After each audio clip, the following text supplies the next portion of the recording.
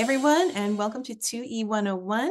I'm Kristen, your host, and today we are so fortunate to have as our guest Dr. Matthew Zakreski. Dr. Matt is a professional speaker, author, and clinical psychologist who specializes in working with neurodivergent individuals. Dr. Matt, thank you so much for being here.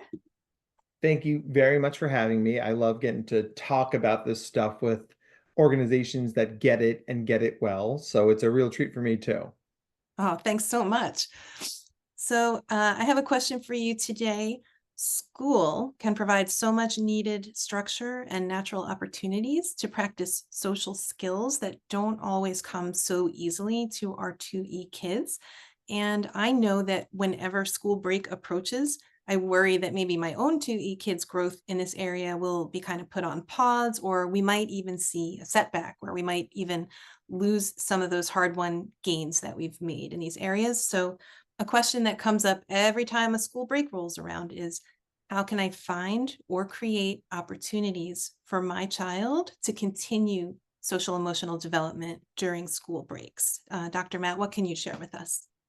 Yeah, this is one of the trickiest things because really what we're balancing here is the body's need to rest and recover with the fact that skills can quickly atrophy if we're not careful, right? So what we want to do is we want to add in maintained structure as best we can.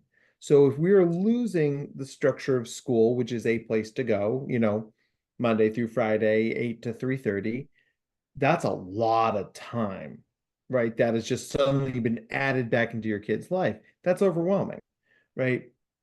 So keeping to a broader schedule is a good idea. Now, we can do this without having to micromanage every minute of their day. That's not helpful either, but you can pivot into what we call block scheduling. So it's like, all right, listen, you don't have to do anything before 9 a.m., right? You can sleep till 9. You get up, you have a little breakfast, you do your morning ADLs, right? Okay, it's now 10 a.m. 10 a.m. is when your day starts. From 10 to 11, you're going to do some sort of creative exercise, right? Doing a puzzle, drawing, building something out of Legos, something like that. From 11 to 12, physical exercise. Go play Pokemon Go shoot some hoops, go LARP, whatever it is you're going to do. 12 to 1, lunch, have a little bit of a break. 1 to 2, maybe a little reading, right? 2 to 3, a little another kind of mental exercise. Maybe that's problem solving, maybe it's writing, whatever the thing might be. But in this block scheduling, we carve out some time to do something that is interpersonal in nature, right? So that might be meeting with your therapist. That might be talking to your coach or your mentor. That might be you go to religious education classes or your Dungeons and Dragons meetup club, right? Whatever those things might be. But there are two pieces of science here that are very helpful. The first is it takes a lot of mental energy to opt into doing something, right? And when our kids are struggling with a lack of routine, that amount of mental energy may be too much for them to bear. So we don't schedule it as firmly as school, but we keep those broader blocks because if you give your kid an hour of reading time, honestly, do any of us think he's going to be reading for the entire hour? Probably not. But it's a thing to do during that time. And your brain doesn't have to spend that energy making a decision because that's where the analysis paralysis kicks in. Your brain just goes, oh, it's 10. This is when I do art, right? And you do the art, right? And we're not saying you have to paint or you have to do construction games.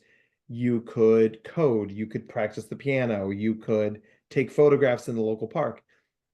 It's giving kids external structure, but allowing them to be creative within it. And that's going to keep that dopamine part of the brain happy. Um, so that kind of broad block scheduling can be helpful. The other thing is really approaching this with a sense of intentionality. And I think what I hear from a lot of parents is, oh gosh, it's going to be so bad when they're out of school. And then they stare at me blankly. It's like, sure, what's your game plan? What are you going to do about it? They're like, I'm like, well, and that's why you pay me, right? That's why I'm here, right? So the idea here is let's think about how to engage in that intentionally. You're not the only kid who needs some social interaction over Christmas break, summer break, Indigenous Peoples Day, whatever it might be, right? So, talk to other parents. What are they doing, right? Can you, you know, can you have your kid jump in on an activity that's already running? Right? I mean, can they, is there like a local improv workshop that wouldn't mind having another kid for a couple of weeks? Like, sure, right? I mean, more the merrier. Another thing, and this I think is an underappreciated piece of where to get those reps, is create the thing in the space, something that's going to be pro-social, that's going to add value to the world. There is always work that needs to be done. You could clean up a park, you could volunteer at a soup kitchen, you could gather books or clothes to donate to the people who have less. This gives our kids something pro-social to do. It taps into that natural gifted kid sense of justice, right? And then there's a tangible output to it. So if you're out there and you're like, gosh, my homeschool collective of 2E kids needs something to do over this break, it's like, well, you could be the person who contacts the town and says, hey, Miller Street Park is a mess.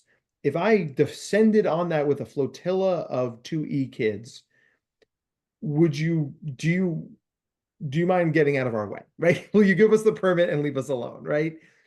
And what you'll find is given the option, kids will tap into it. Like we used to do a day of service for Martin Luther King Day, and the first year we did, people were like, no one's going to come. I'm like, I disagree. I think a lot of parents are sitting there with a day off, going, what the heck do I do with my kid?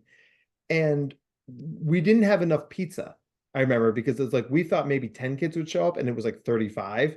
We had to go get more pizza, right? So the need is out there, and you're not alone. So find the things that matter to your kids and do more of it. That is really amazing advice. And I have seen that firsthand. The service projects that our school community has done at Flex School have been among just the most popular projects that our kids have done. They are very enthusiastic about that, tapping into that. Both of those things, like the thing where you're tapping into the social justice and also that tangible output, are just key for these guys. So that I know firsthand, that is terrific advice. Yeah, that is really helpful. Thank you so much, friends. Dr. Matt is the author of Neurodiversity Playbook, How Neurodivergent People Can Crack the Code of Living in a Neurotypical World. So be sure to check it out. You can always find me, Kristen, right here at kristen@flexschool.net. Dr. Matt, thanks so much for being here. Thanks for having me. And thanks everyone for watching.